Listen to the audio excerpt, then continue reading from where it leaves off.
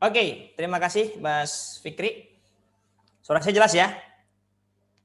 Jelas Pak. Bismillahirrahmanirrahim. Wahaikum tahiyatan islamiyah, tahiyatan ahli jannah. Assalamualaikum warahmatullahi wabarakatuh. Waalaikumsalam warahmatullahi wabarakatuh. Waalaikumsalam warahmatullahi wabarakatuh. Alhamdulillah wa syukurillah wa la hawla wa la quwata illa billah. Allahumma sholli ala Muhammad wa ala alihi wa ashabi ajmain, amma ba'd. Yang saya hormati Ketua Himpunan Mahasiswa Sipil Universitas Muhammadiyah Yogyakarta. Yang saya hormati Ketua Panitia dan segenap panitia yang melaksanakan acara kegiatan malam hari ini. Dan seluruh mahasiswa teknik sipil yang berbahagia. Gimana kabarnya pada malam hari ini? Alhamdulillah. Baik, alhamdulillah. Teknik sipil, Alhamdulillah. teknik sipil UMY gimana? Kalau saya teriak apa biar kalian semangat ini? Saya harus ngomong apa? Nanti kalian lanjutkan gimana? Teknik sipil nanti mereka jawab solid. Oke, siap ya. Dinyalakan dulu mic-nya ya. Setelah ini dinyalakan, habis itu nanti saya yang nyala, kalian mute begitu ya. Siap ya? Saya bilang teknik sipil, kalian jawabnya solid begitu ya. Teknik sipil solid. Tepuk tangan buat kita semua ya. Luar biasa. Ya, alhamdulillah kita dapat berkumpul walaupun jauh di mata, semoga dekat di hati begitu ya. Kalau tidak bisa bertemu secara nyata, kita dapat berjumpa dalam doa. Semoga yang datang malam hari ini, yang hadir menyimak, mencatat dan memperhatikan, Allah berikan kemudahan dalam kuliahnya. Lulusnya cepat, IPK-nya 4. Pekerjaan langsung dapat, nikahnya cepat juga begitu ya. Dan insya Allah semoga Allah berikan rezeki yang halal, berkah melimpah ya, dan juga kemudahan dunia akhirat. Amin amin ya robbal alamin. Share sound. Oke. Baik teman-teman, saya share screen. Apakah sudah terlihat? Sudah Pak. Oke. Silakan nanti Mas Fikri ya, kalau seandainya ada yang slide tidak bergerak, tidak berjalan, atau video tidak terdengar, saya tolong dikabari ya, biar biar saya perbaiki begitu. Ya, baik. Alhamdulillah kita dapat berkumpul dengan tema kajian hikmah di balik musibah, menyikapi musibah dengan syukur, sabar, tawakal, serta mengambil hikmah di setiap kejadian ya. Ini sebuah tema yang sangat luar biasa dan sangat relevan dengan keadaan kita pada hari ini. Ada pepatah mengatakan tak kenal maka ta'aruf. Saya perkenalan dulu ya. Nama saya Mahfud Khairul Amin, asalnya dari Bontang, Kalimantan Timur. Ya. Saya tinggalnya di Unires dan saya dulu mondok di Gontor 6 tahun, kemudian ngajar setahun di Gontor 8 di Lampung, kemudian saya S1 HI UMY angkatan 2012. Kemudian S2 UGM angkatan 2016. Sekarang keseharian saya sebagai trainer dan motivator, kemudian saya sebagai kepala program di Unires, pengasuh di Unires Putra, founder MSM Inspiration, dan juga dosen tamu di Politeknik Energi dan Mineral Akamigas begitu. Nah, selain itu juga ada yang lebih penting, yaitu ini ada Instagram saya. Nah, silakan di-follow. Saya biasanya sharing 1 Minute Booster ya. 1 Minute Booster dan juga kisah-kisah inspiratif. Teman-teman bisa follow saja, nanti itu akan dapat 1 Minute Booster, akan dapat kisah inspiratif. Kalau berkenan juga malam hari ini, kalau ada poin-poin yang menarik untuk dijadikan story, bisa difoto, cekrek, terus dikasih apa sih quote yang bisa kalian dapat dari kajian ini, terus dijadikan story, nanti di-add ini saya, Instagram saya, nanti akan kita re-story begitu ya, kurang lebih seperti itulah. Kemudian ini ada YouTube, like, subscribe, and share begitu. Oke, itu mungkin perkenalan dari saya. Kita langsung menuju materi pada malam hari ini. Baik, sebelum kita bahas lebih lanjut, saya mau bertanya, apakah teman-teman di sini semuanya punya masalah? Atau ada yang di sini, Ustadz saya itu selama ini nggak pernah punya masalah, hidup saya selalu happy, selalu lancar begitu. Ya. Nah, teman-teman yang dirahmati Allah Subhanahu wa taala, dalam surat Al-Baqarah ayat 214, A'udzubillahi minasyaitonirrajim, bismillahirrahmanirrahim. Am hasibatum an tadkhulul jannata wa lamma ya'tikum mathalul ladzina khalau min qablikum. Jadi dalam surat Al-Baqarah ini Allah Subhanahu wa taala menyampaikan kepada kita, gimana ceritanya kamu merasa akan masuk surga. Kamu berpikir akan masuk surga. Walamma ya'tikum mathalul ladina khalau min qablikum. Padahal belum datang kepadamu cobaan dari Allah, ujian dari Allah sebagaimana yang pernah Allah berikan kepada orang-orang sebelum kita. Artinya apa? Masalah, problematika, musibah itu adalah part our life. Itu bagian dari kehidupan kita. Ustadz, gimana caranya biar nggak punya musibah, nggak punya masalah, nggak punya ujian, Ustadz? Gampang. Apa? Mati. Nah, kalau sudah meninggal, kita tidak akan tertimpa yang namanya musibah. Menghadapi yang namanya ujian.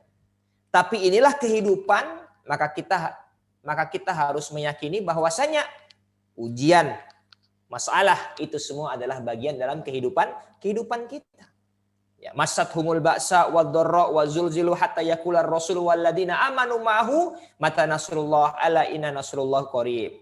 Bisa ada yang dalam bentuk kemiskinan, ada yang bentuk kemelaratan, ada yang bentuk bencana alam, ada yang bentuk pandemi dan lain sebagainya.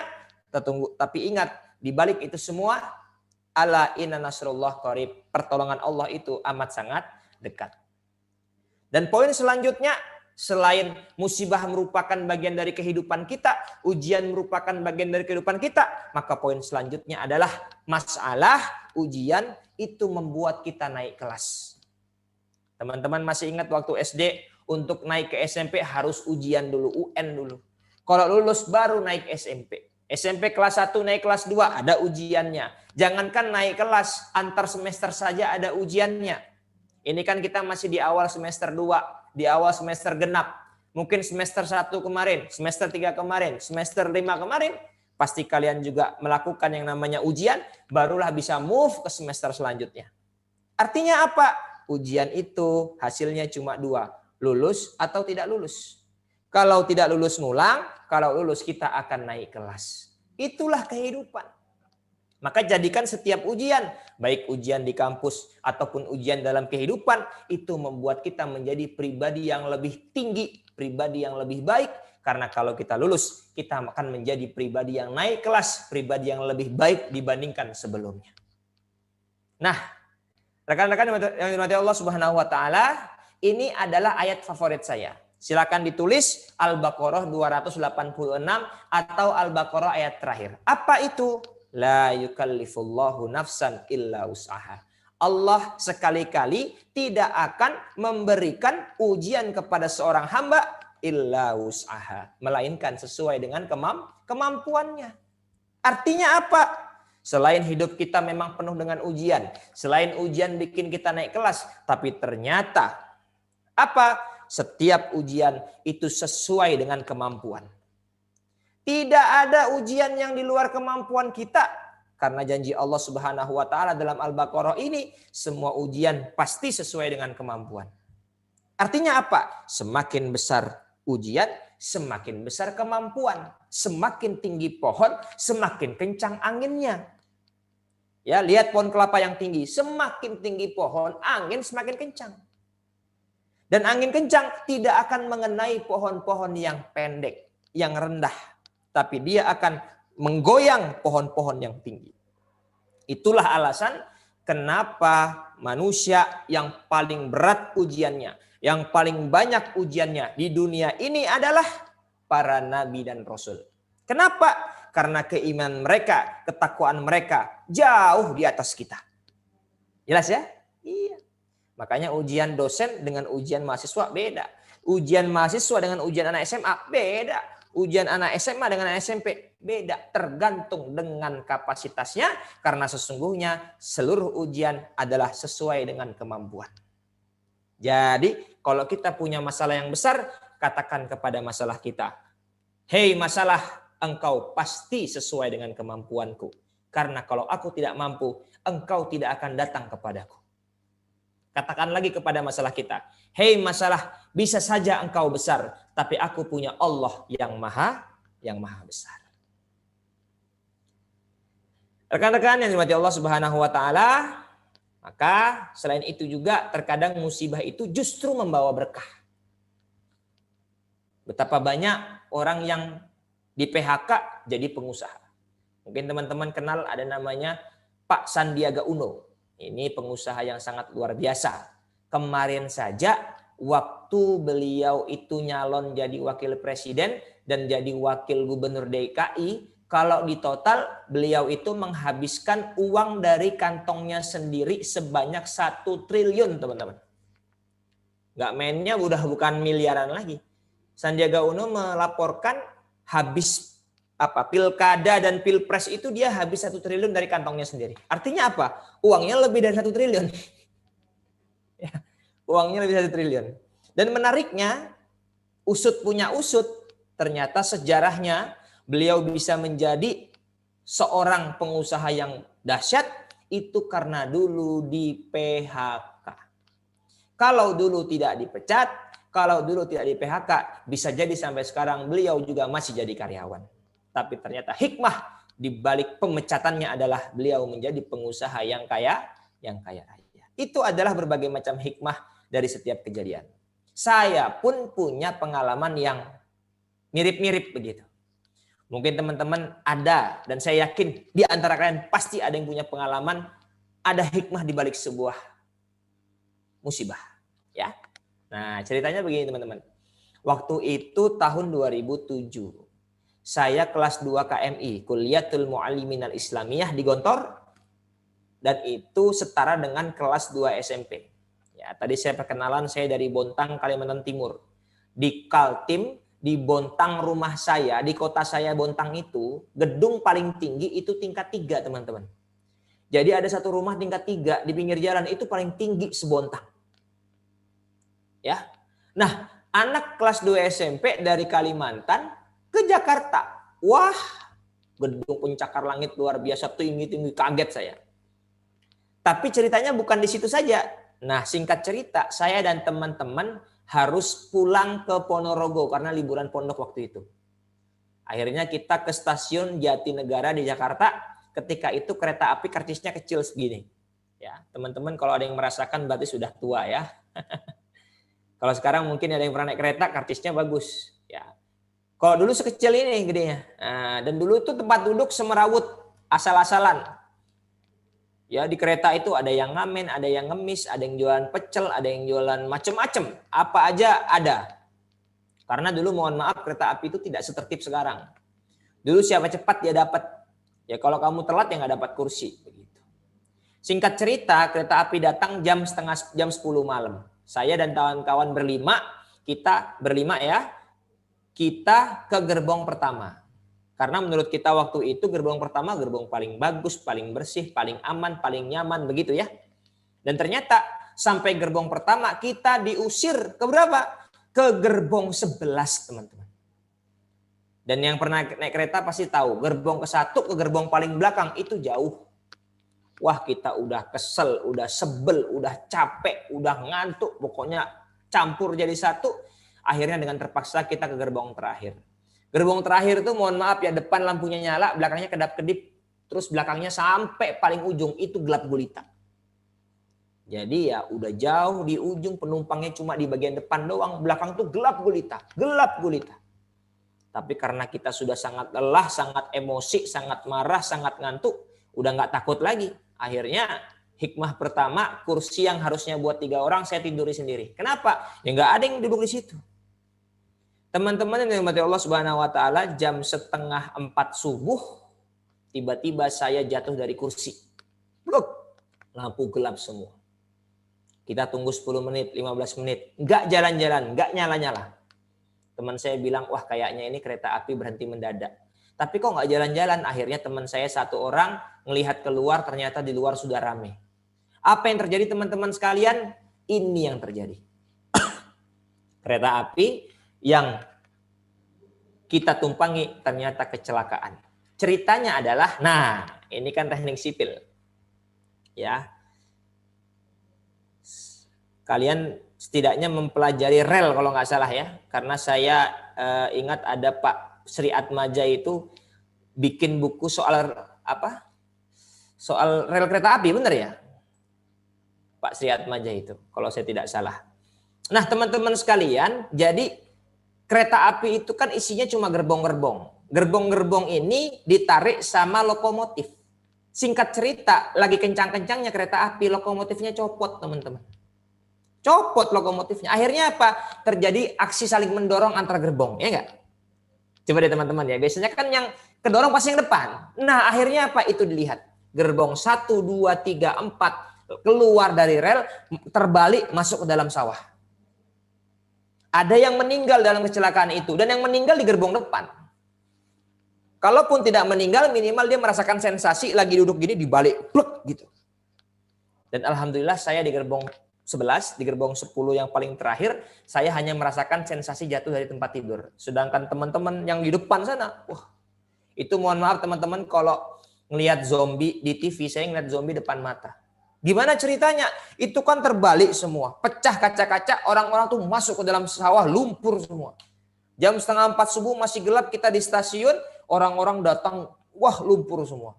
Udah kayak zombie beneran. Ketika sudah mendekat, ternyata dia senyum, ada giginya warna putih, orang ternyata. Ya. Jadi teman-teman sekalian, ketika kita sadar akan hal itu, semuanya kita berlima mengucapkan Alhamdulillahirabbil alamin. Untung kita diusir ke gerbong terakhir. Coba kalau nggak diusir, mohon maaf, bisa jadi saya jadi korban, terluka, bahkan bisa jadi masuk dalam kategori korban yang meninggal dunia, kan begitu.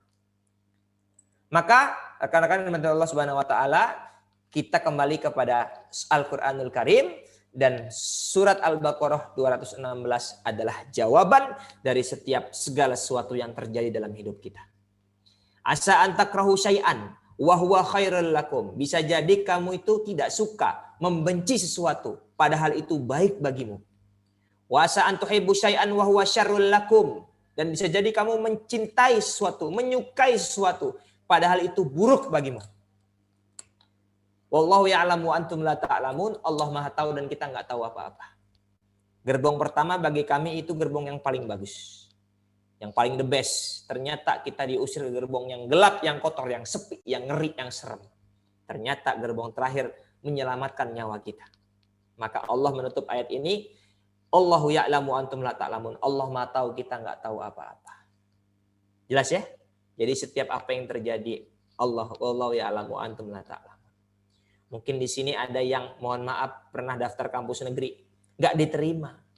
Diterimanya di UMY. Jangan-jangan jodohmu di sini. Jangan-jangan apa masa depanmu di sini. Jangan-jangan kamu bakal dapat relasi kerja di sini dan lain sebagainya.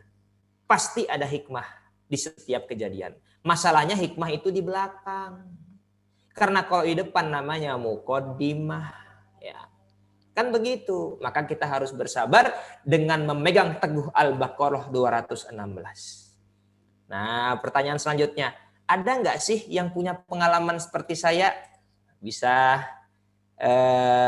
raise hand mungkin. Ada nggak yang punya pengalaman seperti saya? Kecelakaan ternyata lebih diselamatkan oleh Allah. Ada nggak? Pak Ketua. Siapa? Siapa ini? Oke, Rini. Silahkan Mbak Rini bisa sharing kenapa? Everything, silahkan Mbak Rini. Oh ya, dulu tuh waktu itu kan saya itu hampir terterindas. Mbak Rini mana ini Mbak Rini?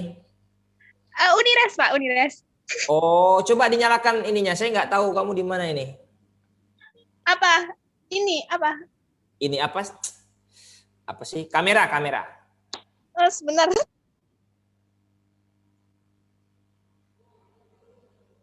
Harus on cam ya Pak?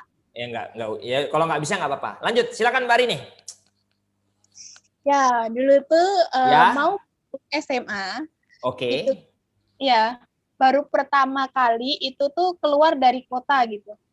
Nah, Rumahmu mana? Solo. Oh, Solo. Oke. Ya, itu ya. Berangkat Terus? sekolah pagi jam 5:30 itu udah OTW dari rumah gitu.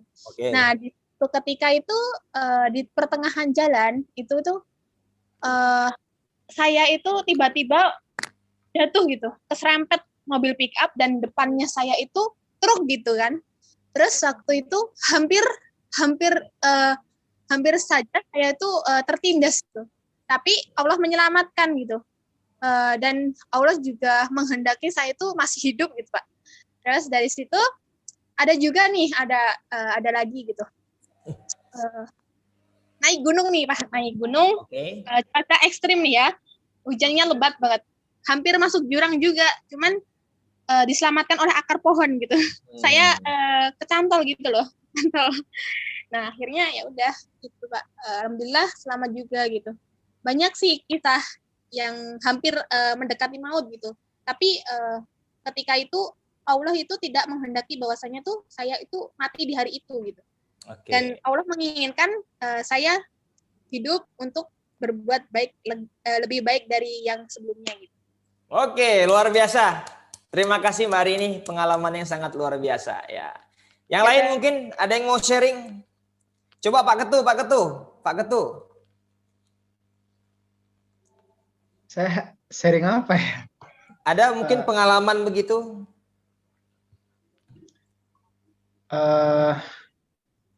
Saya berusaha mengingat ini ya, Pak Ustadz. Mungkin yang lain dulu saya berusaha GoFood. mengingat. Oke, siap Pak Ketu, silakan. GoFood. Tadi menyalakan mic. Kok GoFood sih?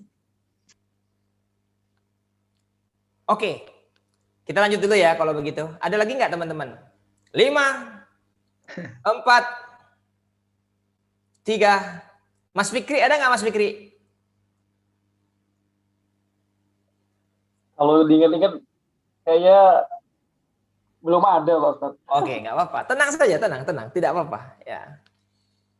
Nah, teman-teman sekalian mungkin ada yang punya pengalaman sama tapi mungkin malu-malu, tidak ada masalah. Tapi itu adalah bukti nyata bahwasanya memang setiap kejadian itu ada hikmah di baliknya. Oke ya. Kita lanjutkan dulu materi kita. Nah, teman-teman mari kita saksikan video berikut ini.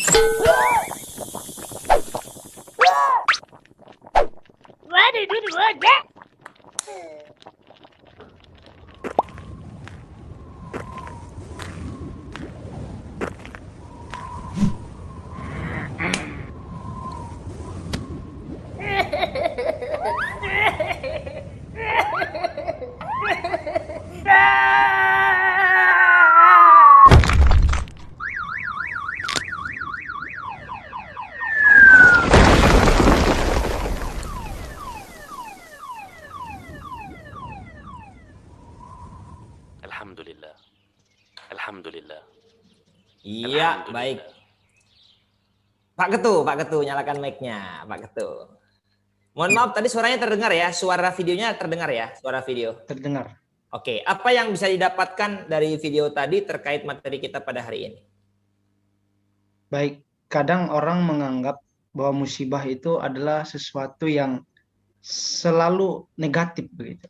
Padahal sebenarnya ada positif. Jadi musibah itu, atau kita bisa katakan apapun bentuknya, itu selalu kembali kepada kebaikan. Bahwa orang yang tadi mengira bahwa dia berhenti di depan satu tempat dan mogok gitu, dia merasa dirinya penuh dengan masalah gitu. Tetapi ada hikmah di balik musibah itu. Mungkin singkatnya begitu, Ustaz. Ya, terima kasih Pak Ketua. Jadi teman-teman, kalau seandainya, ya, halo? Ya, Ustaz, terdengar, Ustaz. Ya, kalau seandainya saja tadi mobilnya tidak mogok, bisa saja bukan hanya mobilnya, dia juga ikut tertimpa oleh batu. Ternyata musibah mogoknya mobil itu menyelamatkan dia dari yang namanya kematian. Itu teman-teman. Maka tolong ayat ini pegang baik-baik. Tadi yang pertama Al-Baqarah ayat terakhir. La yukallifullahu nafsan illa wus'aha. Maka selanjutnya Al-Baqarah 216, bisa jadi yang kita anggap baik itu buruk, begitupun sebaliknya Allah Maha tahu, kita nggak tahu apa. Oke. Nah, begitu halnya dengan kondisi kita hari ini, yaitu apa? COVID-19. Ya. Ini pandemi. Hakul yakin tidak ada orang yang setuju, tidak ada orang yang senang dengan pandemi ini. Kan begitu. Tapi pasti ada hikmahnya. Dan ternyata sebaik-baik orang adalah dia yang bisa mengambil banyak hikmah dari setiap kejadian. Jadi namanya musibah ujian itu bukan masalah kejadiannya, tapi masalahnya apa sih dampaknya dalam diri kita. Ya enggak? Kalau nggak ada berdampak, kita jadi orang rugi dong. Ya. Kalau di awal-awal pandemi kan saya sering diminta ngisi kultum, ya, kajian soal hikmah begitu. Lah kalau dengan COVID-19 saja kita tidak menjaga kebersihan, harus dengan apa lagi kita menjadi orang-orang yang menjaga kebersihan, ya enggak? Kalau dengan COVID-19 saja kita tidak menjadi orang-orang yang sadar betapa pentingnya sehat itu, harus dengan apa lagi Allah menegur kita agar kita menjadi orang-orang yang sadar akan pentingnya yang namanya kesehatan. Apa hikmah yang pertama nih? Banyak orang baru sadar akan pentingnya kesehatan setelah COVID-19. Wah, apalagi awal-awal COVID ya. Padahal Pak Jokowi baru ngumumin di Jakarta 2 orang. Di Jogja udah sibuk beli ini, beli itu, beli ini, beli itu. Masya Allah. Ya. Padahal COVID-nya baru di Jakarta, misalnya begitu. Kenapa? Wah, orang-orang sekarang dikit-dikit cuci tangan, hand sanitizer. Di Unires aja kita masang 3 tempat cuci tangan. Setiap lantai di tengah ada hand sanitizer, kan begitu. Kenapa begitu? Ternyata setelah ada COVID, banyak orang baru menyadari nikmat kesehatan itu. Sekarang ada yang berjemur, bahkan sekarang ada sebuah tren yang mohon maaf saya juga nggak paham pemerintah kita ini maksudnya apa, yaitu sepeda itu kan sudah mau bukan sudah mau atau sudah dipajak itu ya, Masya Allah. Padahal kata siapa penulis kitab Muqaddimah? Ibnul Qayyim ya. Ya, dalam kitab Muqaddimah itu disampaikan ciri-ciri negara atau pemerintahan yang akan hancur adalah ketika pemimpin itu memajaki rakyat. Semakin banyak pajak yang diberikan oleh pemerintah kepada rakyatnya, itu merupakan ciri negara yang akan atau pemerintahan yang akan hancur. Ya, itu kata Ibnu Qayyim al-Jauzi. Ibnu Qayyim dalam kitab Muqaddimah. Teman-teman nanti bisa beli. Sekarang sudah ada terjemahan bahasa Indonesianya. Ya. Nah, teman-teman sekalian, poin selanjutnya apa? Nih, orang baru menyadari nikmatnya ibadah. Wah, kita berapa lama teman-teman nggak boleh ke masjid? 2 bulan? Ya, 2 bulan ya, kurang lebih selama 2 bulan. Wah, kangen banget ke masjid. Padahal dulu nggak pernah ke masjid, ya. Tapi gara-gara corona kangen dia ke masjid. Nggak apa-apa, nggak ada kata terlambat. Kalau sekarang baru sadar boleh, bagus. Daripada tidak sama sekali, kan? Lebih baik dari sekarang sudah membiasakan diri ke masjid daripada nggak pernah ke masjid, sekali ke masjid bukannya sholat malah disolatin. Nah, itu naudzubillah min dzalik, ya. Nah, yang ketiga apa? Banyak bapak yang pergi keluar rumah pergi gelap, pulang gelap, anak sudah tidur. Bapaknya pergi, anaknya masih tidur. Bapaknya pulang, anaknya sudah tidur. Tapi mereka karena WFH, work from home, maka dia menikmati nikmatnya bersama keluarga. Ini teman-teman bagian kecil dari hikmah di balik pandemi ini. Dan masih banyak hikmah yang lain. Salah satu hikmahnya yang saya rasakan, ya alhamdulillah setelah 1,5 tahun menikah, karena pandemi, mungkin karena istri saya di rumah terus begitu ya. Saya juga di rumah, alhamdulillah hamil. Nah, mohon doanya, insya Allah kalau tidak akhir bulan ini, awal bulan depan, anak pertama kami lahir. Itu hikmah dan banyak hikmahnya, ya, yang lainnya. Nah, teman-teman sekalian, dalam sebuah hadis Rasulullah SAW bersabda, "Ajaban li amrin mu'min." Apa artinya? Sungguh menakjubkan, ajaban. Kalau ada orang bilang ajib, itu artinya menakjubkan. Diambil dari kata bahasa Arab itu. Ajaban li amrin mu'min. Sungguh menakjubkan orang beriman itu. Kenapa begitu? Kata Rasulullah SAW, karena jikalau orang beriman mendapatkan nikmat dia bersyukur, fahuwa khairul lahu, karena itu baik untuknya. Dan jikalau mendapatkan musibah dia bersabar, karena itu baik untuknya. Jelas. Jadi Sungguh menakjubkan perkara yang menempel, yang melekat kepada orang beriman. Kenapa? Karena orang beriman kalau udah nikmat bersyukur, dikembalikan kepada Allah. Kalau mendapatkan musibah bersabar, diserahkan kepada Allah. Maka ada sebuah joke, ya kisah lucu lah. Ada seorang suami yang biasa-biasa aja alias tidak terlalu ganteng, nikah sama perempuan cantik sekali. Nah, ya. Maka suaminya bilang ke istrinya, "Dek, aku tuh seneng banget, bersyukur sekali punya istri secantik kamu." Nah, istrinya mau jawab sama kan, suaminya nggak ganteng kan begitu. Maka istri yang solehah ini menjawabnya begini, Mas, insya Allah kita akan menjadi penghuni surga. Loh kok gitu, Dek? Iya. Karena penghuni surga itu cuma 2 orang. 1 orang yang bersyukur, 2 orang yang bersabar. Loh maksudnya gimana? Sampean masuk surga karena bersyukur punya istri saya, dan insya Allah saya juga akan masuk surga karena saya bersabar punya suami seperti sampean. Nah. Lucu nggak sih kalian ini? Ya, gitu ya kurang lebih. Nah lanjut ya. Jadi bersabar dan bersyukur adalah ciri khas orang beriman, dan ini yang dilakukan oleh tiap orang beriman ketika mendapatkan segala sesuatu, baik nikmat ataupun musibah, semuanya dia kembalikan kepada Allah Subhanahu wa Ta'ala. Apa hikmah selanjutnya? Nih, banyak orang takut akan kematian. Waduh, Masya Allah ya. Bahkan ada emoticon yang, bukan emoticon, ada orang pakai APD untuk belanja. Gimana coba? Pakai APD untuk belanja itu kan berlebihan sekali. Ya. Teman-teman sekalian. Dan dampak selanjutnya apa? Banyak orang yang mohon maaf menjadi pribadi yang bertaubat kepada Allah. Ini kan mohon maaf, jangan sampai kita itu lebih takut sama corona daripada Allah Subhanahu wa Ta'ala. Ingat, ya, saya bukannya meremehkan COVID, tapi kan sudah jelas tingkat kematian COVID itu 3%, teman-teman. 3%. Artinya kalau ada 100 orang kena COVID, yang meninggal 3 orang. Iya enggak? COVID itu kan sama seperti flu, batuk, dan lain sebagainya. Walaupun memang dia lebih cepat menyebar dan lain sebagainya. Tapi ingat, kadang-kadang yang bikin kita itu mohon maaf makin parah ya karena kita terlalu khawatir, terlalu panik, ngedrop, akhirnya imunnya kita turun. Sudah imun turun, iman juga turun. Maka di COVID-19 ini tingkatkan imun dan iman, kan begitu. Olahraga yang sehat dan lain sebagainya. Ya.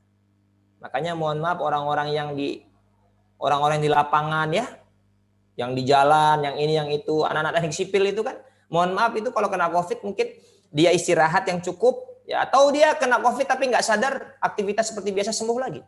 Kenapa? Ya memang itu kenyataannya begitu. Kita tetap waspada tapi tidak panik. Beda ya antara waspada dengan panik.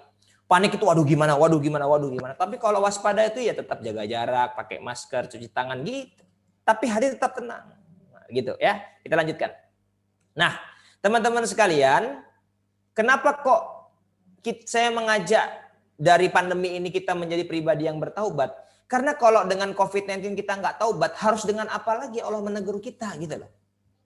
Padahal sudah jelas dalam surat Ar-Rum ayat 41, Dhaharul fasadu fil barri wal bahri bima kasabat aydin nas. Kerusakan di muka bumi ini itu disebabkan oleh perbuatan manusia. Clear? Ya, coba. Banyak pendapat terkait awal mula COVID ini. Tapi kan semua gara-gara ulah manusia. Ada yang bilang ini senjata biologis. Oke. Ada yang bilang ini penyakit kelelawar. Oke. Itu kan semuanya adalah ulah manusia. Ya, mohon maaf, banjir itu kan mohon maaf kan kutub utara itu sudah banyak sekali esnya yang mencair. Karena apa?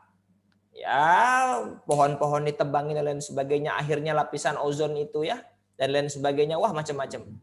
Kerusakan muka bumi. Padahal dalam surat Al-Baqarah, ketika Allah menciptakan manusia itu, para malaikat, jin dan setan itu protes. Antaja'alu mayufsidu wa yasfikud dima. Kata para malaikat, ya, apakah engkau ya Allah akan menciptakan yang membuat kerusakan di muka bumi ini dan menumpahkan darah di muka bumi ini? Apa kata Allah Subhanahu wa taala? Inni a'lamu ma la ta'lamun. Aku mengetahui apa yang tidak engkau ketahui. Ya.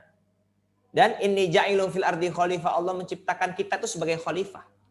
Sebenarnya kalau ada orang yang mohon maaf dia bakar hutan, dia merusak alam, itu sudah tidak, dia sudah keluar dari sifat kekhalifahan dia sebagai pemimpin di muka bumi ini, kan begitu. Ala kulli hal, intinya segala sesuatu yang menimpa kita itu karena diri kita sendiri. Oke? Nah, Imam Ibnu Katsir dalam tafsirnya, ya, tafsir Ibnu Katsir ini kan salah satu tafsir yang terlaris di Indonesia, ya.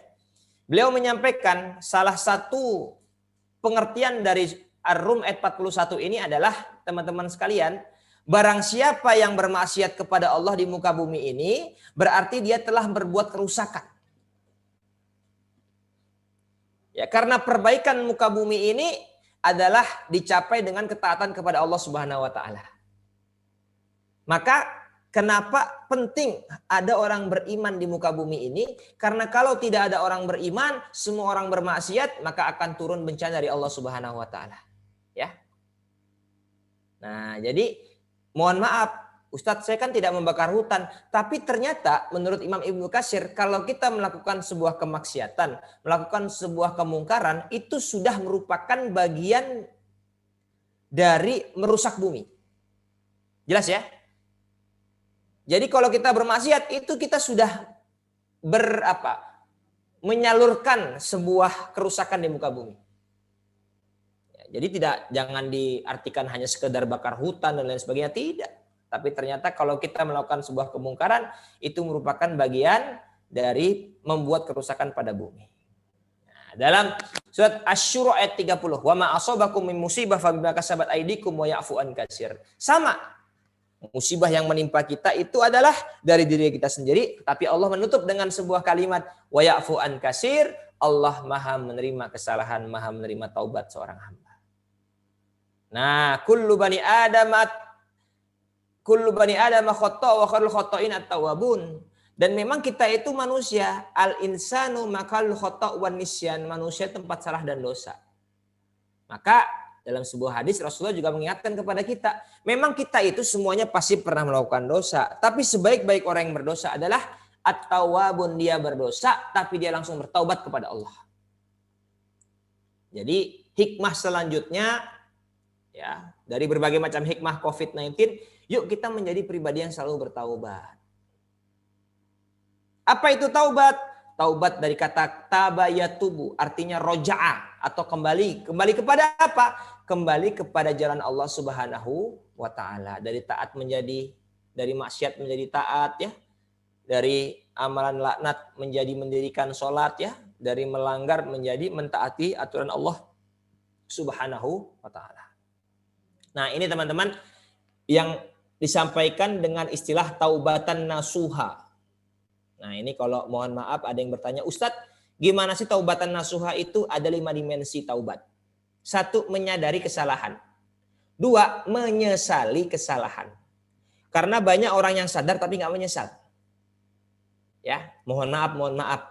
Ada nggak teman kalian yang ngobrol gini? Mohon maaf nih, sama perempuan ngomong gini, kamu mohon maaf, kehilangan keperawanan kapan ya?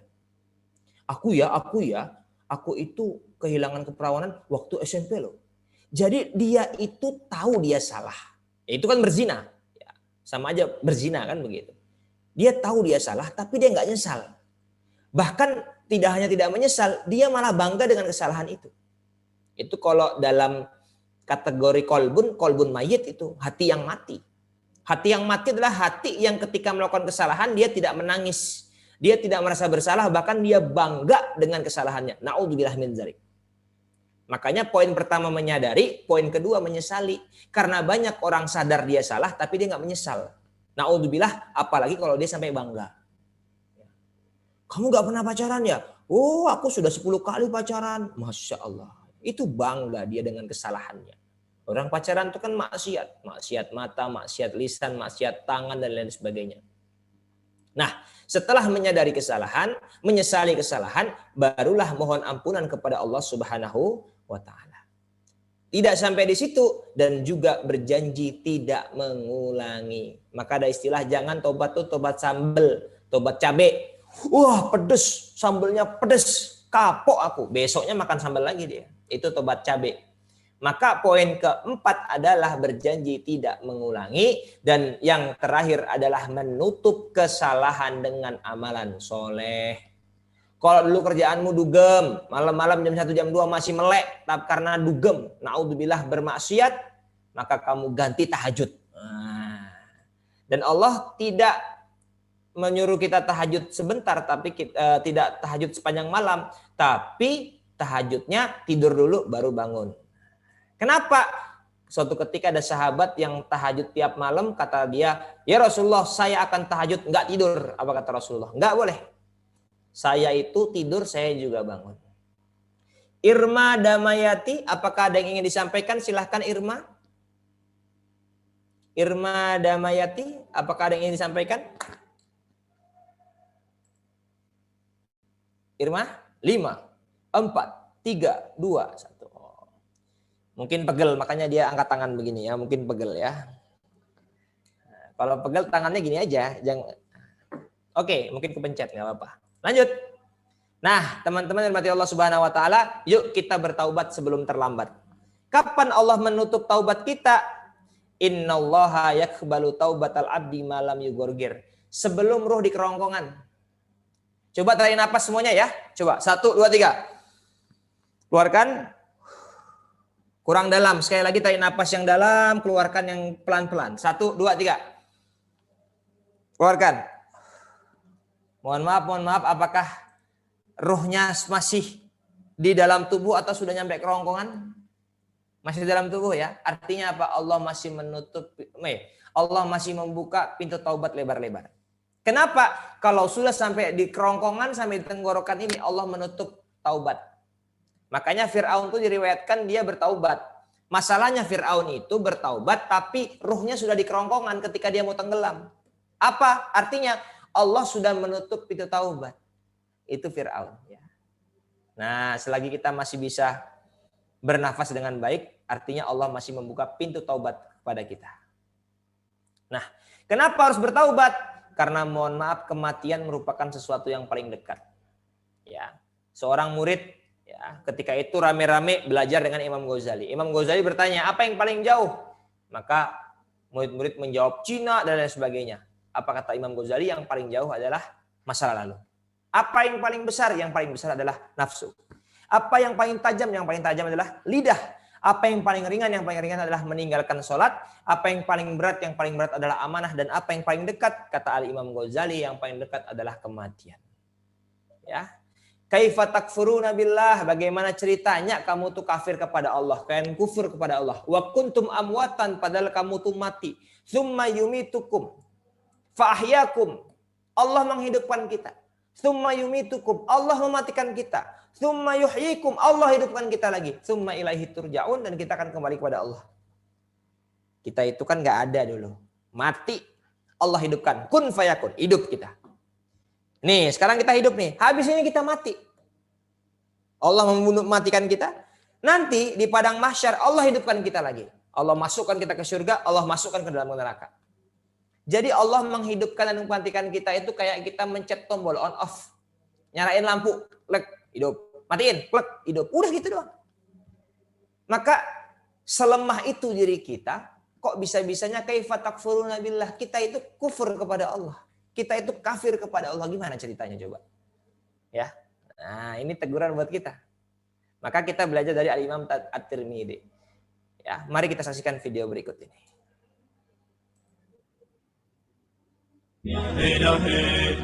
Imam At-Tirmidzi, nama aslinya Muhammad, tinggal dari Tirmidzi, disebut At-Tirmidzi, lahir 209 Hijrah. Ini ulama besar, hafal Quran, hafal hadis, banyak menulis kitab hadis, amalan luar biasa, tahajud tiap malam, puasa Masya Allah banyak ditunaikan.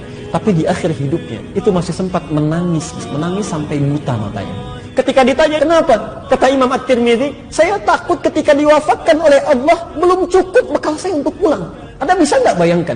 Ada imam besar, hafal Quran, tahu banyak hadis, menulis kitab, banyak amalnya, masih sempat menangis di ujung hidupnya karena takut ketika meninggal dunia bakalnya kurang. Ada orang bukan imam besar, jadi makmum saja jarang tahajud tiap malam, belum hafal Quran, belum tahu hadis, merasa aman dengan hidupnya. Imam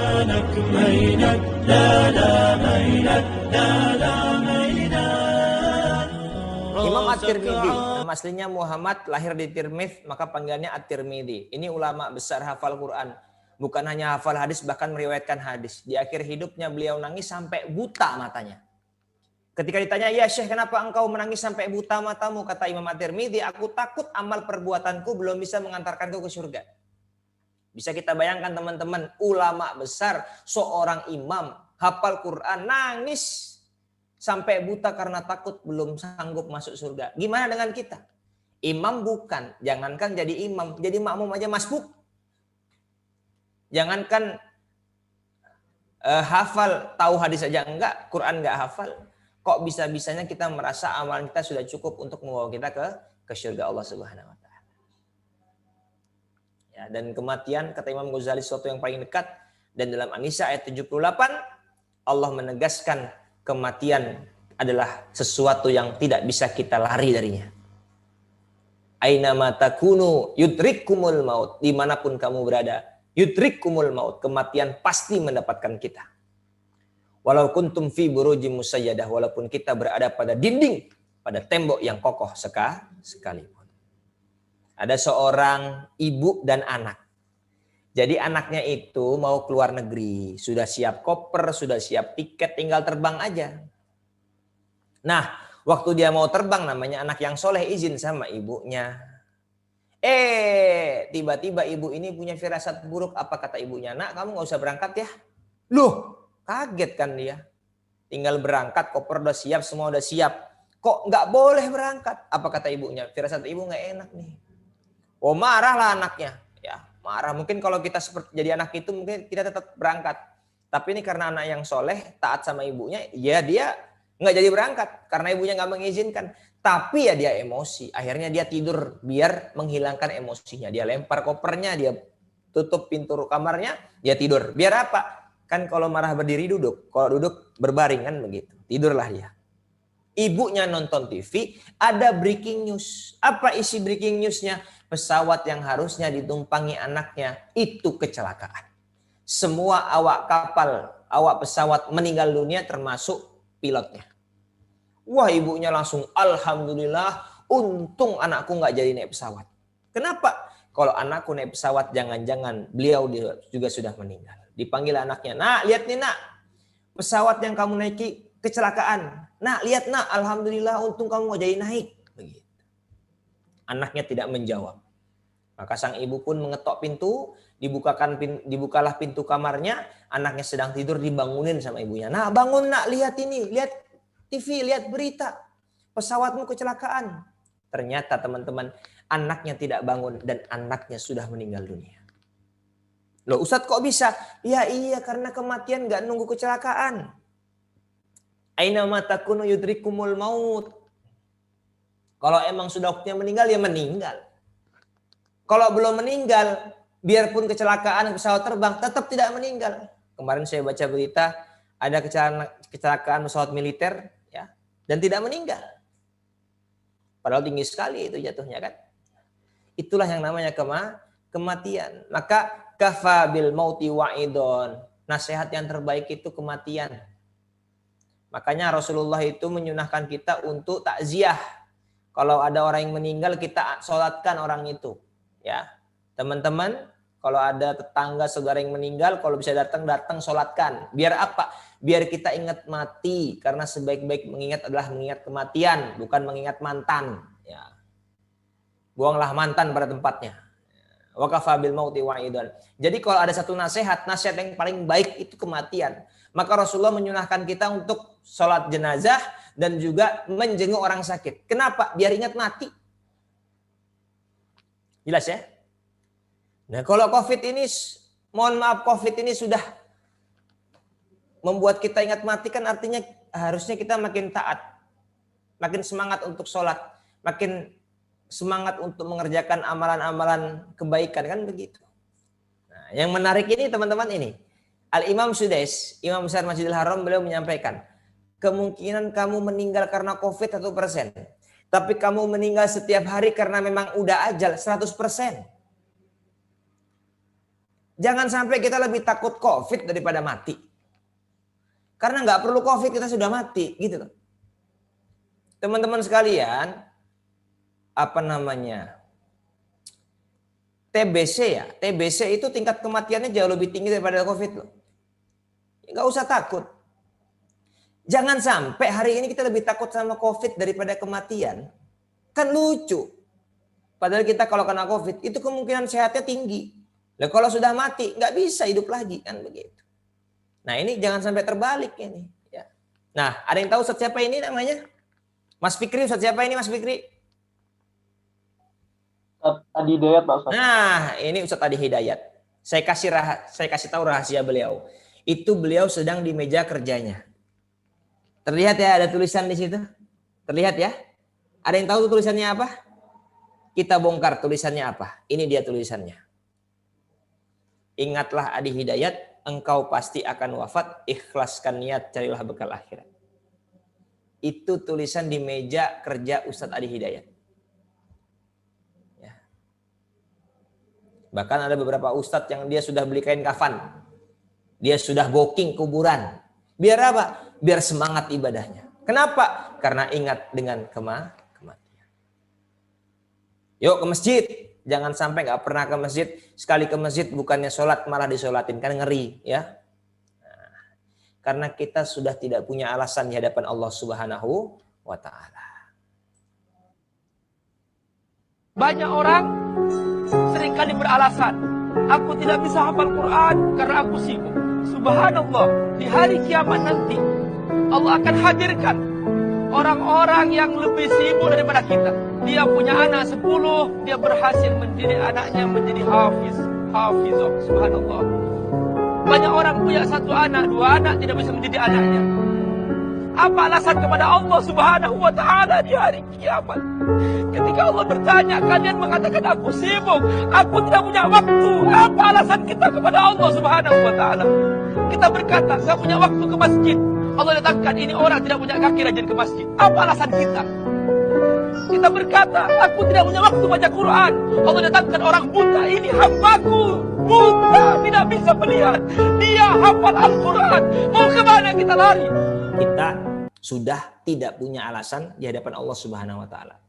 Ya Allah, aku sibuk, aku nggak sempat baca Quran. Allah hadirkan di hari kiamat orang buta hafal Quran. Allah, aku sibuk nggak bisa ke masjid. Allah hadirkan orang nggak punya kaki, dia rajin ke masjid. Mau apa kita? Mau apa alasan kita di hadapan Allah Subhanahu wa Ta'ala? Ya. Ini pesan nasihat kiai kami waktu-waktu saya di Gontor dulu. Banyak orang berpikir bagaimana caranya hidup mulia, tapi mereka lupa bagaimana caranya mati dalam keadaan mulia. Kita itu lahir dari rahim siapa, dengan kondisi seperti apa nggak bisa request. Tapi kita mati dalam kondisi seperti apa, itu bisa kita upayakan. Maka jangan berusaha agar hidup mulia saja, tapi ada yang lebih penting daripada itu, apa? Mati dalam keadaan mulia. Ya. Usikum wa iya. Hari ini di atas kita di atas tanah, bisa jadi esok tanah yang di atas kita. Ya. Maka jangan tertipu dengan muda. Syarat mati tidak harus tua. Jangan tertipu dengan sakit jangan tertipu dengan sehat karena syarat mati tidak harus sakit. Jelas ya? Maka jangan tertipu dengan itu semua. Banyak nggak yang sehat mati? Banyak. Banyak nggak yang masih muda mati? Banyak. Ada yang sakit nggak mati-mati? Ingat nggak teman-teman? Ada orang koma, bangun-bangun, jadi dia koma sebelum corona. Dan baru sadar itu 8 atau 6 bulan setelah koma. Dan dia heran, ini dunia kenapa dunia ini kok kemana-mana pakai masker semua? Dia nggak tahu kalau itu dunia lagi kena wabah COVID. Kenapa? Loh, 6 bulan dia koma, nggak mati-mati, malah sehat sekarang. Jelas ya? Nah ini, cek di Google, namanya Ariel Sharon, mantan Perdana Menteri Israel yang sudah membantai anak-anak Palestina. Itu 8 tahun koma. Cek di Google, Ariel Sharon, Perdana Menteri Israel. Itu di dunia saja udah disiksa sama Allah, apalagi di akhirat. 8 tahun koma, itu istilahnya dia itu mayat hidup. Loh, orang koma itu dibilang mati enggak, dibilang hidup juga enggak. Itu orang koma. Namanya Ariel Sharon. Lihat itu di YouTube atau di Google ya. Na'udzubillah min dzalik. Nah, teman-teman, yuk kita berupaya agar hidup kita mulia dan mati dalam keadaan mulia. Ada cerpen, cerita terpendek. Sebelum tidur dia berpikir, besok aku mau taubat. Esok pun tiba, mentari pun terbangun, namun tidak dengan dirinya. Siap untuk memperbaiki diri? Nah, teman-teman coba dinyalakan mic-nya. Saya mau menanyakan kepada teman-teman ya, Pak Ketua, Mas Fikri dan teman-teman sekalian, dinyalakan mic-nya. Kita deklarasi untuk menjadi pribadi yang lebih baik, begitu ya? Mohon maaf, coba dinyalakan mic-nya, jawab dengan kompak ya, biar tidak hanya saya saja yang berbicara. Saya sudah sejam ngomong, kerasa nggak teman-teman? Kerasa nggak Mas Syekhul Kabir? Tidak Pak Ustadz. Tidak, saya sangat kerasa. Ya, saya sangat kerasa ya. Saya udah minum ini, minum itu ya. Karena saya teriak-teriak begitu ya. Oke. Siap teman-teman? Siap untuk menjadi pribadi yang lebih baik? Siap. Siap. Siap untuk menjadi pribadi yang sukses dunia akhirat? Siap. Siap menjadi pribadi yang selalu mengambil hikmah di balik musibah ini? Siap. Maka mulai hari ini tanamkan dalam diri kita, dijawab dengan kompak ya. Bukan karena semua baik kita tersenyum, tapi karena kita tersenyum semuanya menjadi baik. Kurang semangat. Bukan karena hari ini indah kita bahagia, tapi karena kita bahagia hari-hari menjadi indah. Kurang semangat. Bukan karena mudah kita yakin bisa, tapi karena kita yakin bisa. Segala hal menjadi mudah. Allah a'lam bishawab. Kurang lebihnya mohon maaf. Assalamualaikum warahmatullahi wabarakatuh. Waalaikumsalam warahmatullahi wabarakatuh. Saya kembalikan ke Mas Fikri. Terima kasih Pak Ustadz Mahfud atas penyampaiannya. Sangat menarik sekali Pak Ustadz.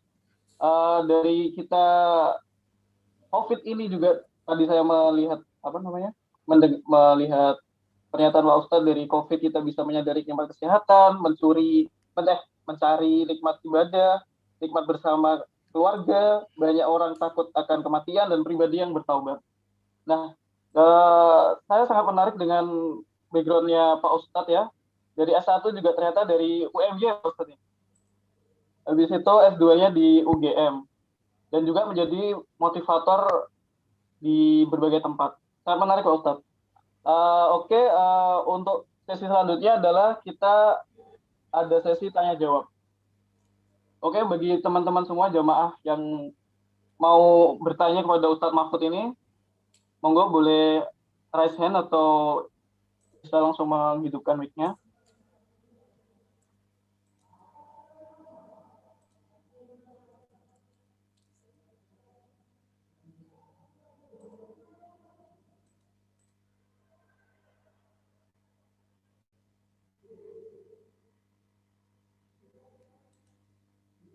Silakan kalau ada yang mau bertanya.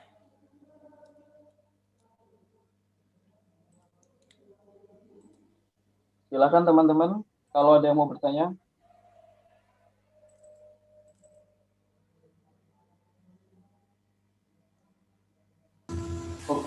Kak, Assalamualaikum. Waalaikumsalam warahmatullahi wabarakatuh. Saya bertanya kepada Ustadz Mahfud. Namanya siapa Mbak? Mohon maaf, namanya siapa? Septiana Putri. Putri. Iya. Oke Putri, silakan. Jadi apakah musibah itu selalu dalam bentuk hal yang tidak kita sukai? Misalkan misalkan yang kita tahu kan musibah selalu hal-hal yang nggak kita suka, seperti kayak pandemi ini gitu. Apakah ada musibah musibah yang hal-hal yang kita sukai gitu Ustaz? Apakah ada seperti itu? Terima kasih. Assalamualaikum warahmatullahi wabarakatuh. Waalaikumsalam warahmatullahi wabarakatuh. Ya. Langsung dijawab atau pertanyaan selanjutnya? Gimana Mas Fikri? Boleh langsung dijawab saja Pak Ustaz. Siap. Baik, terima kasih Mbak Putri. Ini pertanyaan yang sangat bagus sekali. Ustadz, apakah setiap ujian, setiap musibah itu hanyalah sesuatu yang tidak kita sukai? Jawabannya adalah tidak.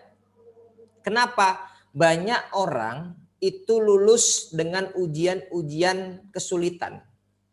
Ujian-ujian yang tidak dia sukai, tapi banyak orang yang tidak lulus dengan ujian-ujian kenikmatan. Maka tadi di depan saya sampaikan sebuah hadis, ajaban likulli amrin mukmin. Sungguh menakjubkan segala sesuatu yang melekat kepada orang beriman. Kenapa? Kalau mendapatkan nikmat dia bersyukur, kalau mendapatkan musibah dia bersabar. Artinya apa? Ujian dalam kehidupan ini bukan hanya dalam bentuk musibah, tapi juga dalam bentuk kenikmatan. Karena banyak orang sukses, dia lulus dengan ujian kesengsaraan, dengan ujian kesulitan, tapi banyak orang gagal dengan ujian kenikmatan. Jelas ya?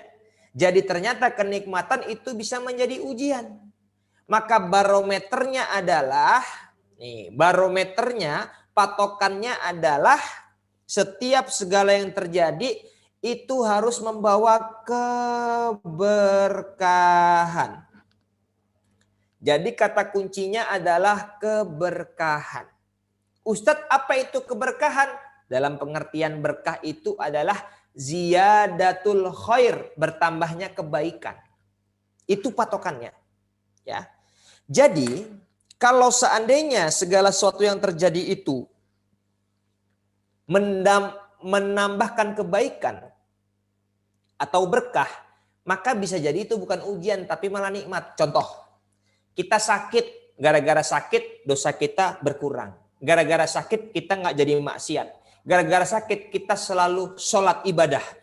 Itu artinya apa? Dengan sakit kita jadi berkah, jadi bertambah kebaikan kepada Allah, maka penyakit ini bisa jadi adalah sebuah nikmat dari Allah. Maka ada seorang sahabat namanya Ubay bin Ka'ab.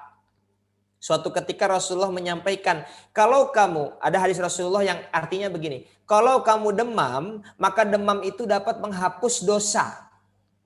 Kalau kamu sakit, maka penyakit bisa menghapus dosa. Maka Ubay bin Ka'ab berdoa kepada Allah, ya Allah, jikalau memang demam itu bisa menghapuskan doa, tolong saya dikasih demam ya Allah. Tapi mohon demam saya tidak mengganggu ibadah saya. Bayangin coba. Bukan doa biar sehat, tapi doa biar sakit, karena dia tahu dari hadis Rasulullah, demam itu bisa menghapus dosa. Artinya apa? Penyakit ini jangan-jangan sebuah keberkahan. Kenapa? Karena dengan sakit kita justru makin dekat dengan Allah. Begitupun sebaliknya, nikmat berkah atau tidak, gampang. Cek dengan nikmat ini kita makin dekat nggak dari Allah. Kalau diangkat derajatnya, diangkat pangkatnya, kok makin kenceng tahajudnya, berarti berkah. Tapi dikasih gaji yang tinggi, makin gede gaji kok makin jarang sholat tahajud, makin sering bolong-bolong ibadahnya, jangan-jangan ini bukan nikmat tapi adalah musibah. Jelas ya? Jadi artinya patokan kita sebagai orang yang beriman bukan nikmat atau musibahnya, bukan nikmat atau sengsaranya, tapi patokannya adalah keberkahan. Kalau ada sebuah musibah tapi bikin kita makin dekat dengan Allah, artinya ini berkah. Dan bisa jadi musibah ini menjadi nikmat. Begitupun sebaliknya, dengan nikmat kita makin jauh dengan Allah, maka ini adalah musibah bukan nikmat. Jadi begitu ya Mbak Putri. Wallahu a'lam bishawab. Mungkin Mbak Putri ada tambahan atau cukup? Mbak Putri? Cukup, Ustaz, cukup. Terima kasih. Oke, sama-sama. Oke, ini ada penanya lagi, Pak Ustadz, satu lagi.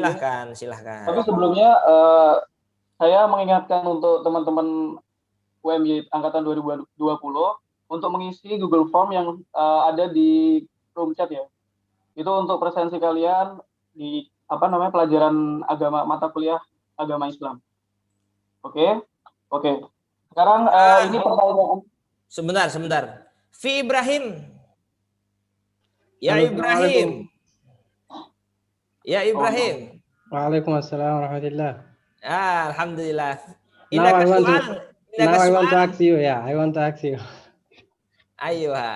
Ini ada teman-teman kalian Ibrahim dari Sudan. Sudan atau Yaman Ibrahim?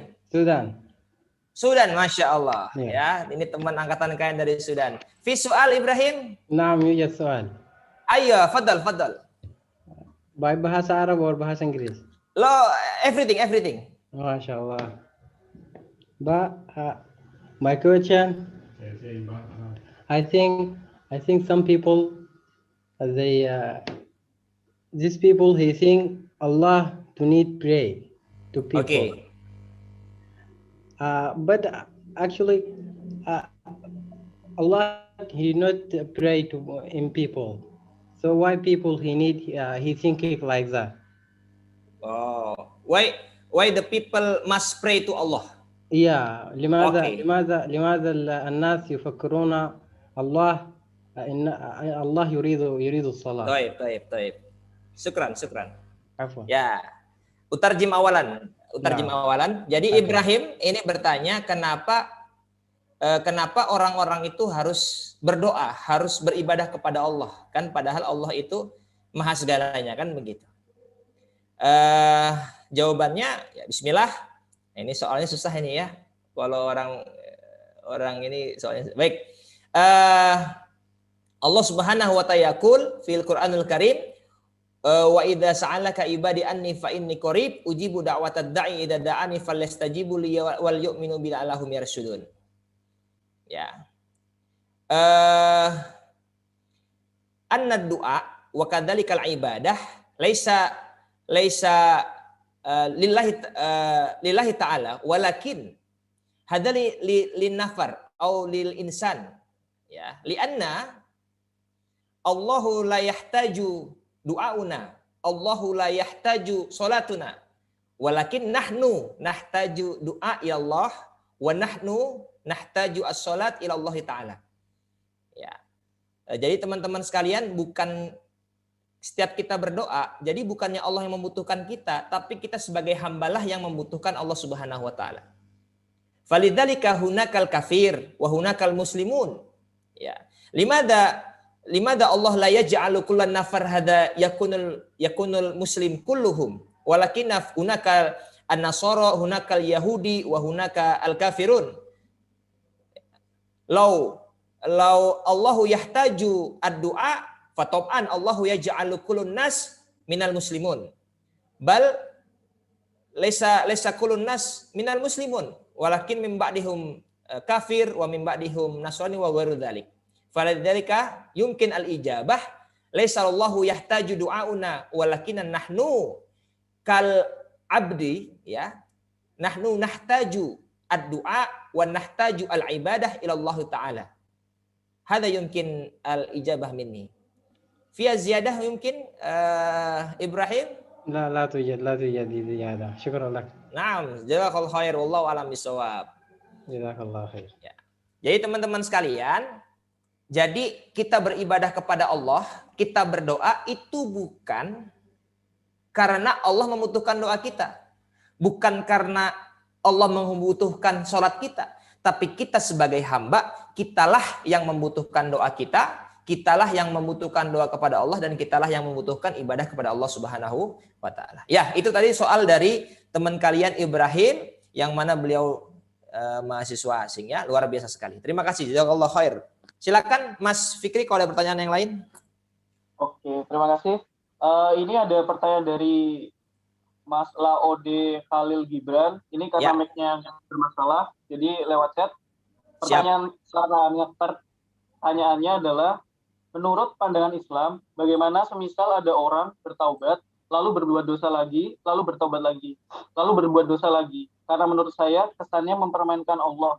Okay. Apa lebih baik jangan hijrah dan bertaubat dulu? Terima kasih.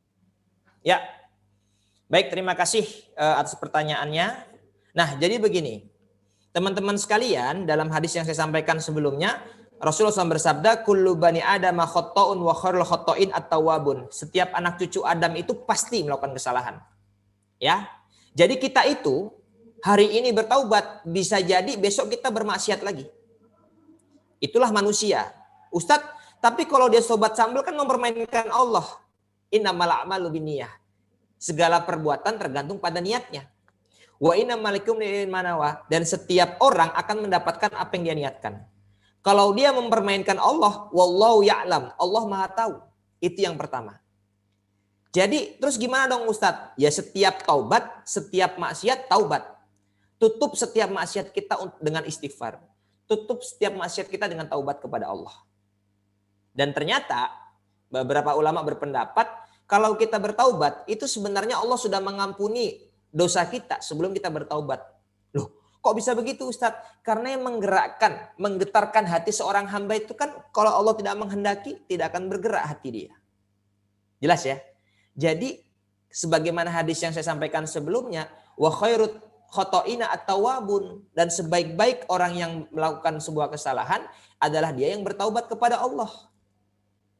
Ustadz kalau dia maksiat lagi gimana? Itu urusan dia. Tapi yang penting adalah kita bertaubat. Kenapa begitu? Karena jangan sampai kita mati dalam keadaan belum bertaubat. Itu poinnya. Masalahnya kita nggak tahu kapan mati, kan itu. Terus gimana? Yang bisa kita pastikan bukan kapan kita mati. Yang bisa kita pastikan kita bertaubat. Udah itu aja. Ya, jadi kalau mohon maaf, Ustadz dia tuh mempermainkan Allah. Ya, kalau Allah mohon maaf membuka pintu hatinya, karena hidayah itu bukan dari manusia tapi dari Allah, dan Allah matikan dia dalam keadaan bertaubat, alhamdulillah, kan begitu. Jadi tidak penting kapan kita mati, tapi yang penting adalah apa yang sudah kita persiapkan untuk menghadapi kematian. Setidaknya dengan bertaubat, semoga Allah mengampuni dosa kita, dan semoga dengan itu Allah mematikan kita dalam keadaan husnul khotimah. Wallahu a'lam bishawab.